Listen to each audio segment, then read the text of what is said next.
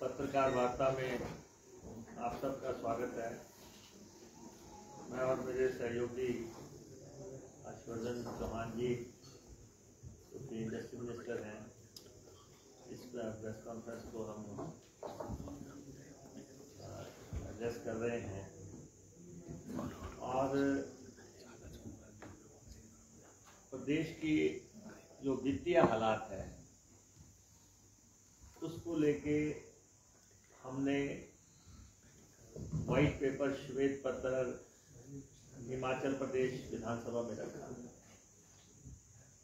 और हम एक बार फिर से आपके सौजन्य से एक बार फिर से कह देना चाहते हैं कि हिमाचल प्रदेश की जो वित्तीय हालात बनी है वो उस हालात के लिए पूर्व की भाजपा सरकार पूरी तरह जिम्मेवार है। और सबसे अहम मसला ये है कि जो 15वां वित्त आयोग है उसके समक्ष जयराम सरकार हिमाचल का पक्ष सही तरीके से प्रेजेंट नहीं कर सकी। 15वें वित्त आयोग के समक्ष जो है, और जब 14वां वित्त आयोग आया था और उसके समक्ष बहुत प्रभावशाली तरीके से पक्ष रखा गया था कांग्रेस सरकार के द्वारा, और उस समय हम सब लोग मिले थे वित्त आयोग से और सरकार ने अपना पक्ष रखा और 13वें वित्त आयोग की तुलना में धन का कुल हस्तांतरण उसमें 232% की इंक्रीज हुई थी। 232% की इंक्रीज हुई 14वें वित्त आयोग में। और जब जयराम जी की सरकार थी, 15वां वित्त आयोग आया तो 14वें वित्त आयोग की तुलना में 5 वर्षों की तुलना में केवल 8% की इंक्रीज हुई। अब आप इस बात से ही अंदाजा लगा सकते हैं कि कितना वित्तीय स्थिति का जो है अपना पक्ष रखने में जब सरकार नाकाम हो गई तो वित्त आयोग के समक्ष सही पैरवी न करने की वजह से, वित्त आयोग के समक्ष सही बात न रख सकने की वजह से सिर्फ 8% की इंक्रीज मिली और उससे पिछली दफा जो है 232% की इंक्रीज हुई थी। और ये इससे बड़ा सबूत हो नहीं सकता कोई भी कि जयराम सरकार वित्तीय मोर्चे पे पूरी तरह असफल साबित हुई। और अब आप देखें कि आज ये सरकार जो है पत्रकार वार्ता करके ये साबित करने की कोशिश कर रहे हैं कि हम जो है बेकसूर हैं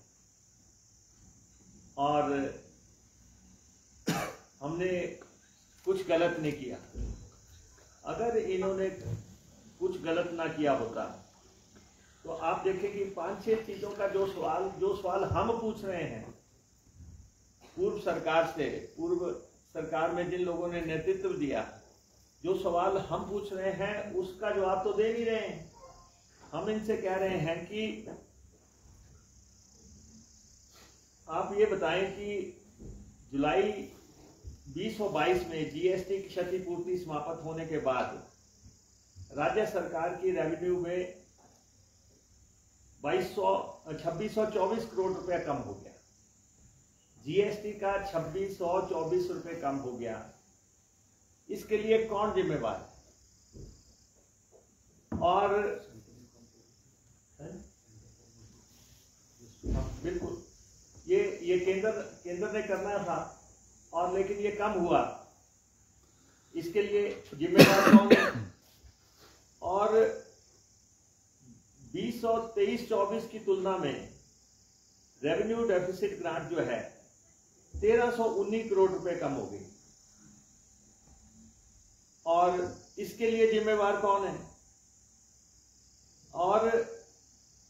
रेवेन्यू डेफिसिट ग्रांट आप अगर निरंतर देखें, उसका चार्ट देखें आप, तो 2024-25 में ये घट के 6258 हो गई और 2025-26 में ये 3257 करोड़ हो जाएगी।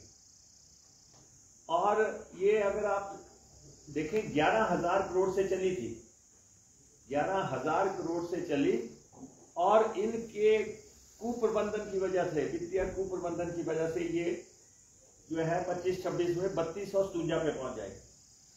और इनकी वजह से केंद्र सरकार ने जो है कर्ज की सीमा हमारी 2022-23 की तुलना में घटा के जो है 236 करोड़ रुपया कम कर दी। कर्ज लेने की सीमा हमारी घटा दी। जयराम जी हमें बताएंगे कि ये जो कर्ज की सीमा केंद्र ने हमारी घटाई 236 करोड़ रुपया, उसके लिए कौन जिम्मेवार है। फिर उसके बाद एनपीएस के तहत हमारा 9,000 करोड़ रुपया केंद्र के पास पड़ा है और वो पैसा हमें दिया नहीं जा रहा, और हमने ओपीएस दे दिया, शुरू भी हो गया, और ये राशि हमें मिल नहीं रही है। और केंद्र में जो सरकार है, ये जो डबल इंजन ये लगातार बात करते रहे, वो सरकार 9,000 करोड़ रुपया हमें दे नहीं रही है।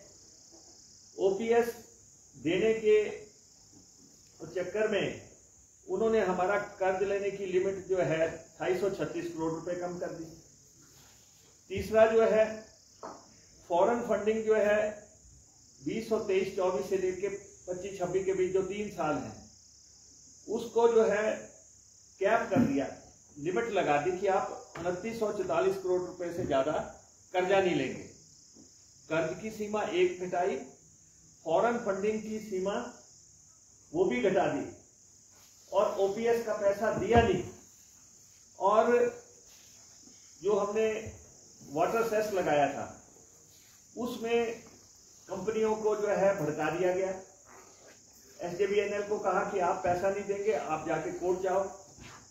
बीबीएमबी वालों को कहा कि आप कोर्ट में जाओ, और आप जो है हिमाचल सरकार को पैसा ना दो। ये तो चिट्ठियां हैं केंद्र सरकार की, केंद्रीय मंत्री की लिखी हुई चिट्ठियां हैं कि उन्होंने इन कंपनियों को डायरेक्ट किया है कि आप ये पैसा ना दो।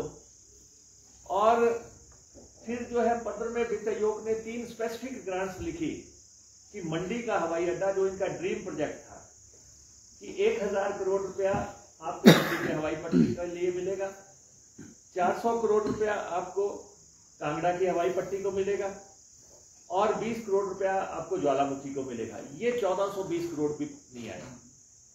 ये सारे आप वित्तीय कुप्रबंधन के इश्यूज हैं कि आप जो फाइनेंस कमीशन ने, पहले तो आपने उसके समक्ष पक्ष ही ठीक नहीं रखा।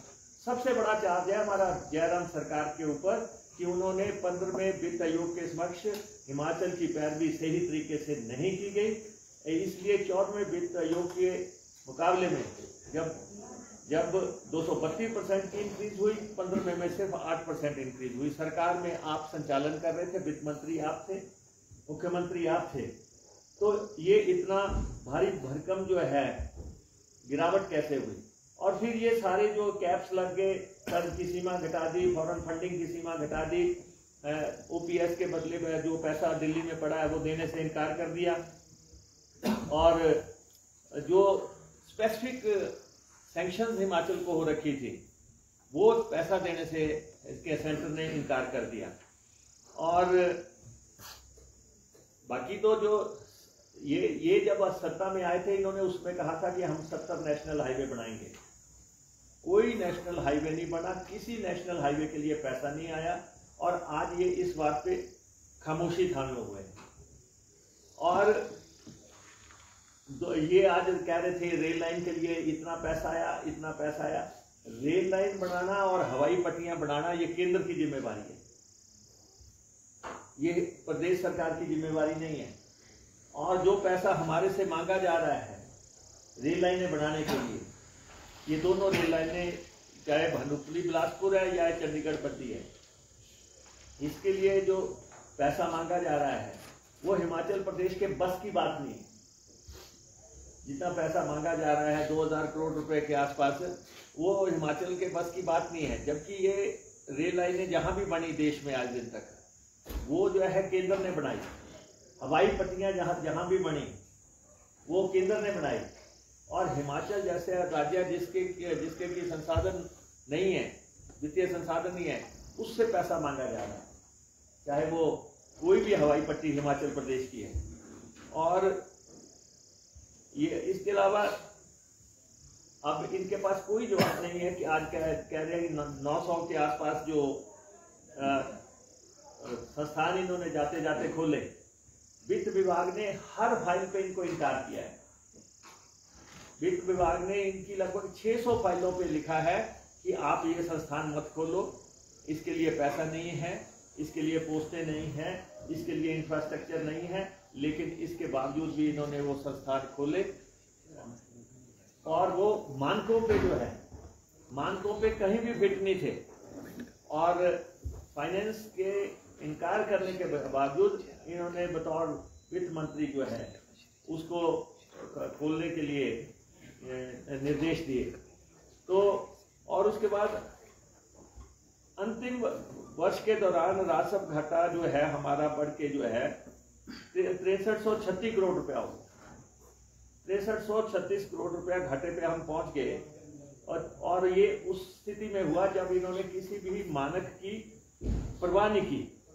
और 2-3 बातें मैं आपको बताऊं। हालांकि जो इन्होंने कार्यक्रम किए उनमें इन्होंने 36 करोड़ रुपए की HRTC की बसें लगाई। 36 करोड़ रुपए HRTC की बसें जो ये रैलियां करते थे, और उसमें पथ परिवहन निगम जैसे संस्थान के 36 करोड़ रुपए की बसें लगाई। आज भी 8.5 करोड़ रुपए की देनदारियां बाकी हैं। आज भी 8.5 करोड़ रुपया HRTC का भुगतान नहीं करके गए। जो इन्होंने बसें अपनी रैलियों के लिए चलाई, जो इन्होंने वो कार्यक्रम किए, कोई प्रगतिशील हिमाचल, कोई जनमंच, कोई दूसरी रैलियां, जितने भी कार्यक्रम किए उसमें 8.5 करोड़ रुपए की भुगतान जो है बिना किए चले गए, और वो अभी तक लंबित है। इन्वेस्टर मीट के लिए इन्होंने 26 करोड़ रुपया जो है खर्च किया, 26 करोड़ रुपया खर्च किया। अमृत महोत्सव के लिए इन्होंने 7 करोड़ रुपया खर्च किया। केंद्र से एक फुट्टी कौड़ी नहीं आई। केंद्र का प्रोग्राम था, लेकिन केंद्र से कोई पैसा जो है अमृत महोत्सव के लिए नहीं आया। और उसके बाद जनमंच में, जैसे हमने पहले भी कहा, जनमंच के खाने पे इन्होंने 6 करोड़ रुपया खर्च कर दिया। ये कहते हमने फजूल खर्ची नहीं की। आप बताएं, ये जो सीरीज ऑफ इवेंट है, जो ये सरकारी खर्चे पे सत्ता में आना चाहते थे, सरकार के तिजोरियां खोल दी गई। और अंतिम महीनों में जिस तरीके से इन्होंने काम किया, उससे आप अंदाजा लगा सकते हैं कि एक इवेंट धर्मशाला में हुआ, इन्वेस्टर मीट, उस पर 26 करोड़ रुपया लग गया। और उसके बाद अमृत महोत्सव के जितने फंक्शन हुए, उसका केंद्र के प्रोग्राम से पैसा कोई नहीं आया। 7 करोड़ राज्य का लग गया। रेवेन्यू डेफिसिट ग्रांट जो कि वो कम हो गई हो हिमाचल प्रदेश की, जिसके ऊपर जिन चीजों पे प्रदेश आश्रित था, तो इससे बड़ी कहानी तो जो है आपके सामने हो नहीं सकती, जिस ढंग से फाइनेंसेस को डील किया गया। और उसके बाद जो है इन्होंने पावर प्रोजेक्ट्स का जिस ढंग से रॉयल्टी का सारा मसला बदल दिया। विधानसभा में ये आया मसला। आपने देखा कि हिमाचल प्रदेश को रॉयल्टी के सिद्धांत जो है लंबे अरसा से कायम थे, इन्होंने उसमें बदलाव कर दिया, और उससे एक निर्णायक नुकसान हिमाचल प्रदेश को हुआ। और उस पे इनके पास कोई जवाब नहीं है कि आपने पावर प्रोजेक्ट्स में हिमाचल के जो हित बेचे हैं, उसका कोई जवाब तो देते कि रॉयल्टी का पैटर्न आपने। और हमारे उस समय हर्षवर्धन चौहान जी ने ये विधानसभा में उठाया था मसला, और इन्होंने कैलकुलेशन करके बताई थी कि जो रॉयल्टी आप बदल रहे हैं और इससे कितना भारी भरकम नुकसान। 10,500 करोड़ रुपए का नुकसान होने जा रहा है। ये विधानसभा के रिकॉर्ड पे है, लेकिन इन्होंने इसके बावजूद जो है reason best known to them, जो कारण उनको पता होंगे, लेकिन अब ये जब सरकार बदली ये बात सामने आ गई कि पावर प्रोजेक्ट्स में हिमाचल के हित बेचे गए और भर्तियों में भ्रष्टाचार के बारे में कुछ नहीं बोल रहे हैं। आज अगर सबऑर्डिनेट सिलेक्शन बोर्ड भंग करना पड़ गया और 13 FIR हो चुकी हैं, 13 FIR विजिलेंस ने की हैं और उसमें 65 लोग हिरासत में हैं, उसके लिए कौन जिम्मेवार है? राजनीतिक तौर पे कोई तो उसकी जिम्मेवारी लेगा। और उस बोर्ड को भंग किया जिसपे ये ऐतराज जता रहे हैं। पता नहीं कितने बच्चों की, हजारों बच्चों के जो है जिन्होंने मेरिट में स्थान लेना था, उनके सपनों को तोड़ के इनके समय में जो है नौकरियां बेची गई। और अब तो उसके एक नहीं अनेकों सबूत सामने हैं, अनेकों सबूत है कि कौन सी 5 लाख में बिकी, कौन सी 2 लाख में बिकी, कौन सी 4 लाख में बिकी। लेकिन शिकायत होने के बावजूद, इनको सूचना होने के बावजूद विधानसभा में हम लगातार उठा रहे थे, लेकिन इन्होंने कोई एक्शन नहीं किया। इन्होंने कोई एक्शन उन पे नहीं किया और भर्तियों का जो सिलसिला था और उसमें जो भ्रष्टाचार चल रहा था उसको इन्होंने लगातार चलने दिया। और शराब की जो पॉलिसी थी, हम लगातार कह रहे थे कि आप ठेकों को नीलाम करो, लेकिन इन्होंने ठेके 4 साल तक नीलाम नहीं किए। और इनके समय में टोटल रेवेन्यू की इंक्रीज जो हुई इस कारण हुआ 665 करोड़ रुपया पूरे 5 साल में। और अब जब हमने ठेके नीलाम किए, पहले साल में 561 करोड़ रुपए की इंक्रीज हुई है। पहले ही साल में ठेके नीलाम करने से 561 करोड़ रुपए की इंक्रीज इसमें हुई है, क्योंकि राजनीतिक इच्छा शक्ति का अभाव था और इसलिए इन्होंने ऐसा नहीं किया। और सबसे बड़ी बात यह है जिसको कि झुठलाया नहीं जा सकता कि इनके कुप्रबंधन की वजह से, और ये हमें प्रत्यक्ष या अप्रत्यक्ष तौर पे 92,774 करोड़ रुपए की देनदारियां देखी गई। 92,774 करोड़ रुपए की देनदारियां ये हमें विरासत में दे गए हैं। और उसका बिल्कुल सीधा है कि 2022-23 का जो एंडिंग था वो हमारा 76,630 पे कंप्लीट हुआ। 76,630 पे एंड हुआ, जो इनकी सारी प्रोजेक्शंस थी, जो इन्होंने चुनाव लड़ने के लिए बिसात बिछाई थी। और चुनाव लड़ने के लिए जो है बिसात और सारी गड़बड़ियां हुई जो लास्ट ईयर था, चुनाव का जो अंतिम ईयर था। और सबसे बड़ी बात है कि कर्मचारियों के लिए 10,600 करोड़ रुपए की अनाउंसमेंट है करके, और आपने पैसा नहीं दिया। 10,000 वेतन के संशोधन आपने किया, 10,000 करोड़ रुपए का आपने पैसा नहीं दिया कर्मचारियों को। महंगाई भत्ते की 2 किश्तें आपने अनाउंस की, दोनों किश्तें आपने नहीं दी 600 करोड़ रुपए की, तो 10,600 करोड़ रुपए ये था। और आरक्षित निधि के तहत जो है 5544 करोड़ रुपए की बकाया देनदारियां ये हमें देखे गए हैं। तो 92,774 जो है ये फाइनल फिगर है। 92,774 ये फाइनल फिगर है, जबकि इनको सरकार मिली थी 47,000 पे। आप अंदाजा लगा सकते हैं एक सरकार ने अपने समय में किस ढंग से फाइनेंशियल को चक्कर चलाया कि 45,000 करोड़ रुपए के आसपास जो है खर्च किया, फिर भी लोगों को उनकी देनदारियां नहीं दी। और इसीलिए जो इस समय जो कर्ज है जितना हम ले रहे हैं और जो अदायगी कर रहे हैं, दोनों बराबर हो गए। जितना हम लेंगे साल के दौरान कर्ज की वापसी और कर्ज का ब्याज, ये दोनों जो है एक बराबर हो गए। इसलिए हमने कहा कि जब कैलकुलेट करके ये बात तो आंकड़ों से स्पष्ट हो जा रही है कि एक हिमाचली पे, एक पैदा होने वाले बच्चे पे 1,02,818 करोड़ लाख रुपए का जो है कर्जा हो गया हर हिमाचली पे। 1,02,818 रुपए का। ये तो सरकारी फिगर है, इसको इन फिगर्स को झुठलाया नहीं जा सकता। और ये भी बिल्कुल साफ है कि आपने जाने वाले साल में उधारी जो है 16,261 रुपए की प्लान कर दी। 16,200, ये कह रहे हैं कि हम लिमिट से बाहर नहीं गए, हम प्लान नहीं गए। आपने जो है अंतिम वर्ष में इस ढंग से प्लान किया कि जो 2021 और 22 में जो कर्जा लिया उसके मुकाबले में अंतिम साल की जो उधारी थी वो 267% अधिक थी, 267% वो ज्यादा थी। वो सिर्फ ये था कि किसी भी ढंग से सत्ता पे काबिज रहना है, चाहे हिमाचल प्रदेश के वित्तीय व्यवस्था को चरम आ जाए, क्रैश हो जाए। और ये इनकी इसीलिए क्रैश लैंडिंग हुई है, बीजेपी की जो क्रैश लैंडिंग हुई है अंत में जब सरकार गई है, वो इन्हीं बातों पे गई है कि इन्होंने ऐसी स्थिति पे हिमाचल प्रदेश को पहुंचा दिया।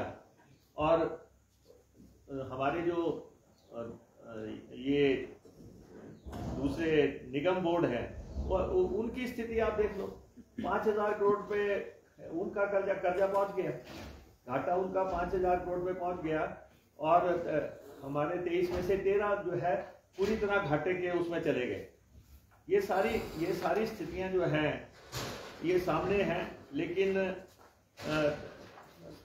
इस बात को मानने में जो है भारतीय जनता पार्टी के लोग, भारतीय जनता पार्टी के नेता जो कि लगातार डबल इंजन का वायदा करते थे, उनके ये दस्तावेज जो है वो उन द्वारा जो है हिमाचल प्रदेश को वित्तीय तौर पे जो कंगाल बनाने की जो पूरा स्थिति है वो इसमें पूरी तरह दर्ज है। और ये दस्तावेज एक हकीकत का डॉक्यूमेंट है। ये कोई जिस ढंग से कह रहे हैं कि हम इसको खारिज करते हैं, इनके खारिज करने से कोई दस्तावेज खारिज नहीं हो जाएगा।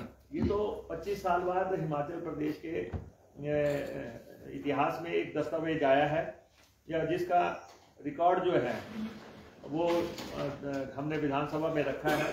और सबसे बड़ी बात ये है कि भारतीय जनता पार्टी के लोग, जब हिमाचल प्रदेश पे इतनी बड़ी आपदा आई है और उस आपदा में जब हिमाचल प्रदेश विधानसभा में रेजोल्यूशन रखा गया है कि इसको राष्ट्रीय आपदा घोषित किया जाए, उस पे जो भाजपा का व्यवहार है, जो आपने सबने देखा, जो प्रदेशवासियों ने देखा, ये पूरी तरह बेनकाब हो गए। हिमाचल प्रदेश पे राष्ट्रीय आपदा आई, इतनी बड़ी आपदा आई जिसमें 12,000 करोड़ रुपए का नुकसान हो गया, 441 लोगों की जानें चली गई।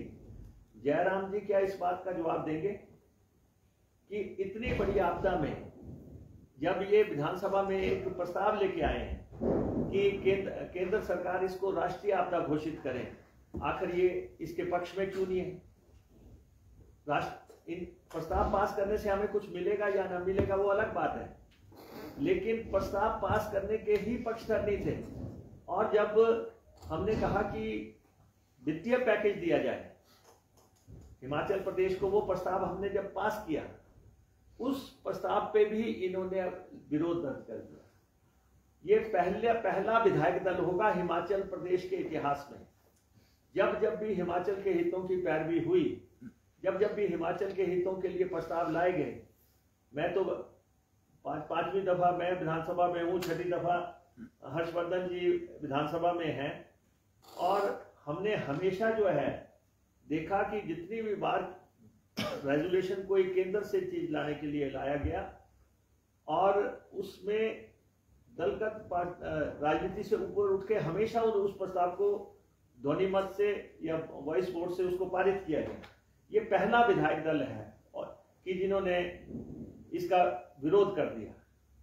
तो ये स्थितियां सामने हैं। और जब इतनी बड़ी अब यहाँ पे हमारे मसला हुआ बरसात का और इतना नुकसान हुआ, और ये विधानसभा की घेरेबंदी की बातें कर रहे हैं और कि हम विधानसभा घेर देंगे, हम फलां कर देंगे। हिमाचल प्रदेश के हितों से कोई सरोकार नहीं। ये कहते हैं कि हम 2 बार दिल्ली चले गए, हम 3 बार दिल्ली चले गए, हमने वहां पे बात की।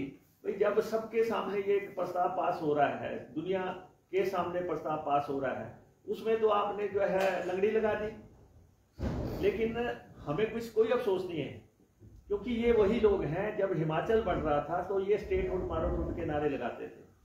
तो हिमाचल बढ़ने के पक्षधर नहीं थे, तो हिमाचल को पैकेज मिलने के पक्षधर कहां से हो जाएंगे? जब हिमाचल बना, उसके ही जो लोग विरोधी थे, इनसे ज्यादा हमें उम्मीद रखनी भी नहीं चाहिए। तो इसलिए ये स्थितियां बिल्कुल सामने हैं। जो इश्यूज हैं, जो रेलेवेंट इश्यूज हैं आज की तारीख में, वो तो ये है कि आप बताएं कि आपके समय में भंडारे का इतना बड़ा घोटाला कैसे हो गया। आप ये बताएं कि पावर प्रोजेक्ट्स में जो है प्रदेश के हित क्यों बेचे गए।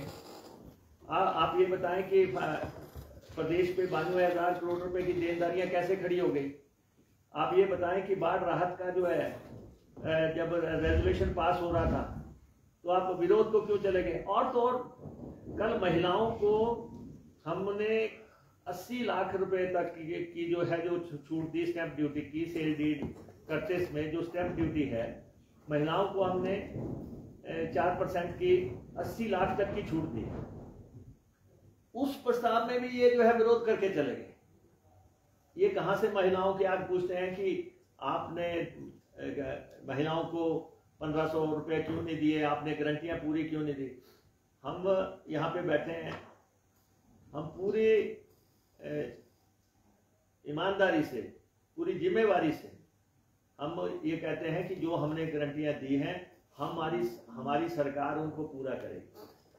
हमारी सरकार हर गारंटी को पूरा करेगी। हर गारंटी हमारे जहन में है। जो भी भाषण हमने सार्वजनिक तौर पे दिए हैं वो हमारे जहन में है, और जो भी हमने लिख के दिया है उनको हम पूरा करेंगे। और लेकिन क्योंकि प्रदेश में वित्तीय स्थिति जब हमें विरासत में मिली, एक खाली खजाना मिला और उसके बाद प्रदेश पे एक बहुत बड़ी आपदा आ गई, लेकिन हमने आय के संसाधन पैदा किए। इन्होंने आय का एक भी संसाधन पैदा नहीं किया। ये बता दें कि इन्होंने अपने समय में हिमाचल प्रदेश के संसाधन पैदा करने के लिए कोई एक भी कदम उठाया, कोई एक मीटिंग भी की हो, फजूल खर्ची रोकने के लिए कोई एक भी मीटिंग हो। और ये सारी बातें जनता के दरबार में हैं। उनका जवाब देने की बजाय जो है आज भारतीय जनता पार्टी का जो हम देख रहे हैं, में नेतृत्व का बहुत भारी संकट चल रहा है। और उस स्थिति में जो है आज ये विधानसभा सत्र चल रहा है, अंदर जवाब नहीं दे पा रहे हैं, इसलिए बाहर प्रेस कॉन्फ्रेंसें कर रहे हैं। इसलिए हमने कहा कि अगर आप अंदर बोलेंगे तो अंदर जवाब देंगे, बाहर बोलेंगे तो बाहर भी जवाब देंगे। उस नजरिए से हमने आज आपको बुलाया है। वैसे ये कह रहे हैं जनाब ने कॉन्फ्रेंस किया, उन्होंने ये कहा है कि जो आपको फिजूल खर्ची की आप बात कर रहे हैं, अगर इतनी फिजूल खर्ची हुई है तो क्या ऑडिट रिपोर्ट या कभी कैग की रिपोर्ट में कभी जिक्र ही नहीं हुआ इन चीजों का? ऐसा है कि ये सारी चीजें जो है प्रदेश के रिकॉर्ड में है।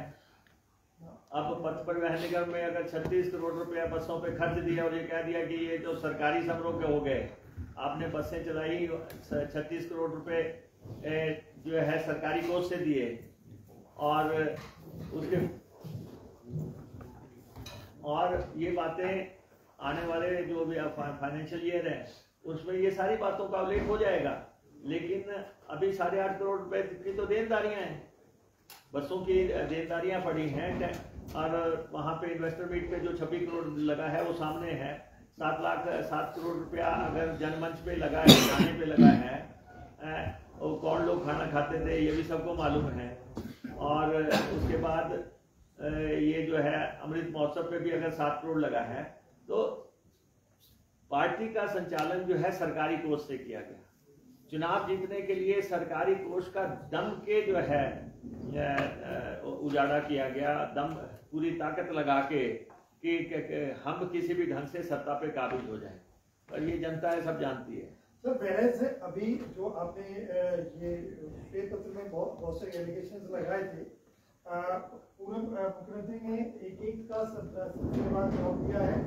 उन्होंने कहा कि रेवेन्यू डेफिसिट ग्रांट वित्त आयोग और जीएसटी कलेक्शन, ये तमाम इशू से गवर्नमेंट ऑफ इंडिया से कंसर्न है और हिमाचल प्रदेश के लिए अकेले डिसीजन नहीं होता है, पूरे देश के लिए डिसीजन सबके लिए सब पे लागू होते हैं।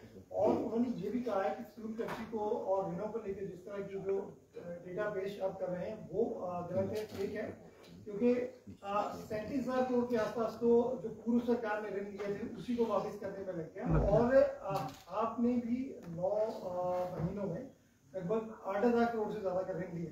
सर, उसमें इन्होंने जो रेवेन्यू डेफिसिट ग्रांट की बात कर रहे हैं कि वो कह रहे हैं हमने जो रिप्रेजेंटेशन दिया है उसी बेस पे we got highest in the country, और साथ में कह रहे हैं कि जो आप लोगों के ये आरोप हैं ये झूठे हैं, क्योंकि आपके सामने आगे कुआं है पीछे खाई है, जो प्रोमिसेस हैं वो आप फुलफिल नहीं कर पाए, इसलिए लेके आ रहे हैं and you should take action अगर इसमें कुछ भी गलत। ऐसा है कि 15वां वित्त आयोग के समक्ष पैरवी किसने की और 14वें वित्त आयोग के समक्ष पैरवी किसने की? 14वें वित्त आयोग के समक्ष पैरवी कांग्रेस ने की थी और 232% की हाईएस्ट इंक्रीज हुई, और 15वें वित्त आयोग के समक्ष पैरवी की बीजेपी सरकार ने तो सिर्फ 8% की इंक्रीज की। ये तो स्थितियां बिल्कुल सामने हैं कि ये जो चार्ज है ये ताउम्र चिपक गया है भारतीय जनता पार्टी पे कि आपने 15वें वित्त आयोग के समक्ष ठीक पैरवी नहीं की, जिससे हिमाचल प्रदेश को भारी भरकम वित्तीय नुकसान है। इसलिए हम कहते हैं कि ये जो नुकसान है ये केंद्र, और इस नुकसान के लिए केंद्र और हिमाचल प्रदेश की पूर्व भाजपा सरकारें जिम्मेवार हैं। और दूसरा आप कह रहे हैं जीएसटी, जो ये सारे पक्ष जो थे, ये सारे पक्ष किसने रखने थे केंद्र के पास कि आप जीएसटी की कंपनसेशन बंद कर रहे हैं। हिमाचल जैसे पहाड़ी प्रदेश को नुकसान हो रहा है, हमारे अपने रिसोर्सेज नहीं है, हमें मिलना चाहिए, लेकिन ये उस पर जो है केंद्र के समक्ष अपनी बात प्रभावशाली तरीके से नहीं रख सके, इसलिए जीएसटी जो है रेवेन्यू डेफिसिट ग्रांट देखो एक समय कितनी मिल रही थी और आज उसकी स्थिति जो है अगले साल वो 3700 पे पहुंच जाएगी। तो हमारे पास तो जो रिसोर्सेज हैं इनकी ऐसी राजकोषीय कुप्रबंधन की वजह से हम वित्तीय क्राइसिस में प्रदेश को ऐसा फंसा गए हैं ये, और बाकी जो है सारा समय इन्होंने राजनीतिक प्रबंधन के लिए हिमाचल प्रदेश के कोष का इस्तेमाल किया है, वो तो सारा सामने नजर आ रहा है। जब आप अपनी रैलियों में, भाजपा की रैलियां थी, अगर उसमें आप एचआरटीसी की बसें चला रहे हैं, अगर आप जो है जनमंच कर रहे हैं, अगर उसमें आप खाना खिला रहे हैं, और पहले भी जाते थे विधायक आपके द्वार, मंत्री आपके द्वार, लेकिन इस ढंग से जो है 7-7 करोड़ के खाने तो नहीं खिलाए जाते थे, लेकिन आपने जिस तरीके से शुरू कर दिया, ये सारी बातें जो है जनता के समक्ष हैं। और ये और अभी भी इन्हीं की वजह से, भाजपा की वजह से जो फॉरेन फंडिंग की हमारी कैप लगी है उसके लिए बीजेपी जिम्मेवार है, जो हमारी कर्ज की सीमा घटाई गई उसके लिए बीजेपी जिम्मेवार है, और जो हमारा रेवेन्यू डेफिसिट ग्रांट घटाया है उसके लिए बीजेपी जिम्मेवार है, और जो हमें आमदनी में टोटल का कमी हो गई है प्रदेश में उसके लिए पूर्व की सरकार पूरी तरह जिम्मेवार है, ये बच नहीं सकते। इसलिए हम आपको कह रहे हैं कि ये जो गंभीर वित्तीय हालात पैदा हुए हैं ये जयराम सरकार कटघरे में है, और इस आरोप से ये बच नहीं सकते। और सर, ऊना के विधायक सतपाल सिंह सत्ती ने सरकार पर एक आरोप लगाया है। उन्होंने कहा कि सरकार बार बार वित्तीय संकट का रोना हिमाचल प्रदेश में रो रही है, लेकिन सवाल इसमें ये है कि रिसोर्स मोबिलाइजेशन के लिए आपकी सरकार ने जो स्टेप्स उठाए हैं क्या वो कारगर साबित हो रहे हैं? जिसमें सवाल एक ये भी है कि क्या जिस वाटर सेस को लैंडमार्क माना जा रहा था हिमाचल प्रदेश में रिसोर्स मोबिलाइजेशन के लिए, उससे हमें कितना फायदा हुआ? देखिए, ऐसा है कि हमारी राजनीतिक इच्छा शक्ति तो है कि हमने वाटर कमीशन बनाया, वाटर सेस लगाया, और इसमें तो बिल्कुल स्पष्ट है, इनके केंद्रीय मंत्री जो आज के केंद्रीय ऊर्जा मंत्री हैं उन्होंने पत्र लिखा है कंपनियों को कि आप बिल्कुल वाटर सेस मत देना, अदालतों में जाके लड़ो। तो आप समझ नहीं सकते कि कौन पीछे से जो है डोर को हिला रहा है। हम कह रहे हैं जब हम इनको चार्ज कर रहे हैं कि आप हिमाचल के हितों के खिलाफ जा रहे हैं, वो तो आपने देख ही लिया जब एक प्रस्ताव नहीं पास कर सकते कि हिमाचल प्रदेश की आपदा को आप राष्ट्रीय आपदा घोषित करें, इस प्रस्ताव से भी भाग खड़े होना। सतपाल सिंह सत्ती का सवाल ये था कि बार बार कर्जदार होना क्यों, बार बार हिमाचल प्रदेश के वित्तीय स्थिति को आप लोग उजागर क्यों कर रहे हैं? और दूसरी बात क्यों नहीं, प्रदेश के हर नागरिक को, आपको भी जरूरी है कि आपको ये पता होना चाहिए कि एक कर्जा आपकी अपनी कापी का होगा, एक कर्जा आपके ऊपर इस सरकार ने चढ़ा दिया है जो 1,02,000 रुपए का है, वो हर हिमाचली पे है। और ये अब यहाँ पे बात कर रहे थे एक माननीय सदस्य की, एक मुश्त जो है केंद्र सरकार कर्जा माफ कर दे। जो लोग हमें अभी जो है मुनासिब ग्रांट नहीं दे रहे हैं, जबकि हिमाचल प्रदेश ऐसे हालात में है कि यहाँ इतनी बड़ी त्रासदी आई, जल त्रासदी आई, और उसमें भी अभी तक हम इंतजार कर रहे हैं कि केंद्र कॉल लेगा और हमारे को नॉर्म्स के तहत भी मदद नहीं आई है, जो नॉर्म्स के तहत कि हर चीज का नुकसान होता है। तो इसलिए जो हम अपनी बात को रखेंगे जनता के दरबार में। हिमाचल प्रदेश की जनता को पता होना चाहिए फाइनेंशियल स्थिति क्या है। बाकी जो विकास है, कल्याण है या हमारी गारंटीज हैं, इनको पूरा करने के लिए हम वचनबद्ध हैं। आप जो हमने कहा है वो हम करेंगे।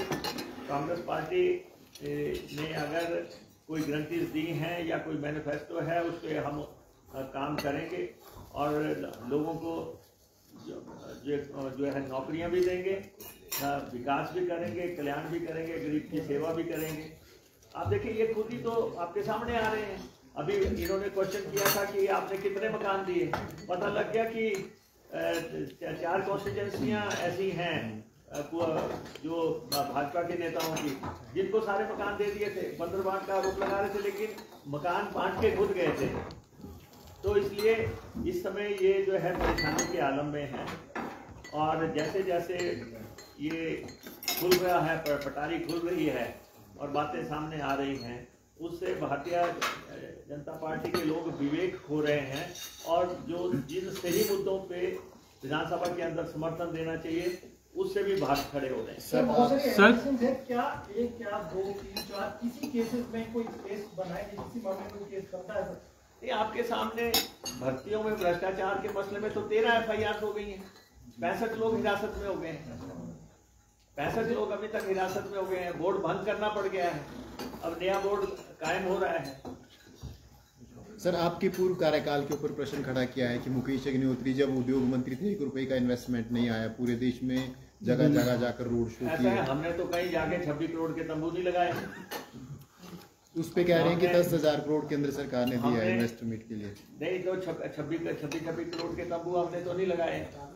हमने हमारे टाइम में इन्वेस्टमेंट आया, रेगुलर इन्वेस्टमेंट आया, और जो इनके टाइम में इन्होंने क्या किया, सरकारी कंपनियों से जो करार थे उन करारों को इन्वेस्टमेंट में दिखाने की कोशिश की।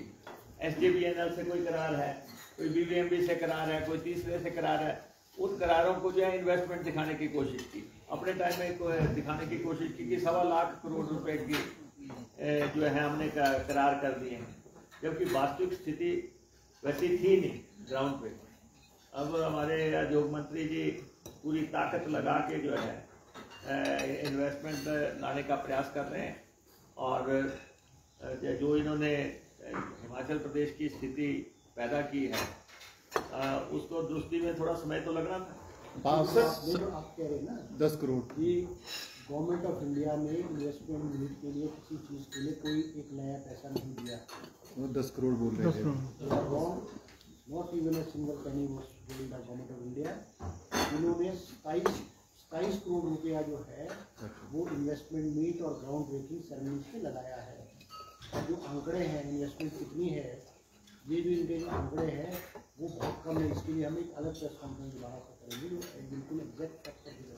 और दूसरा सर जो पावर सेक्टर को लेकर बोल रहे हैं कि जो कंडीशंस स्टेट गवर्नमेंट की तरफ से लगाई गई हैं या जिन पुरानी कंडीशंस के ऊपर MOU साइन करना चाह रहे हैं उस स्थिति में पावर सेक्टर में इन्वेस्टमेंट बहुत टफ है, क्या लग रहा है सर, आएंगी भविष्य में पावर सेक्टर में इन्वेस्टमेंट? ऐसा है ना, क्योंकि ये प्रोजेक्ट पूरे 15 साल से डिले हो रहे थे, इसलिए ये रिलैक्सेशन दी गई। ऐसा है कि हमारे जो पूर्व में हमारे नेता लोग थे, चाहे वो वीरभद्र सिंह थे, चाहे वो प्रेम कुमार धूमल थे, चाहे शांता कुमार थे, एक ये केंद्र के साथ मिलके डिस्कशंस के बाद ये एक बात तय हुई कि 12% रॉयल्टी हम लेंगे। लेकिन इन्होंने तो मूलभूत सिद्धांतों को ही जो है उजाड़ के रख दिया, जो बहुत ताकत लगा के किए गए। और तो और जो BBMP के तहत जो है 7.19% का हिस्सा है, जो सुप्रीम कोर्ट तक से जो निर्णय हो गए हैं, वो पैसा भी ये नहीं ला पाए। डबल इंजन काय के हुए, अगर वो 3000 करोड़ रुपए का अवार्ड है, उसको ये इम्प्लीमेंट नहीं करा सके। और बार बार कहते हैं कि केंद्र से हमारे बड़े अच्छे संबंध हैं।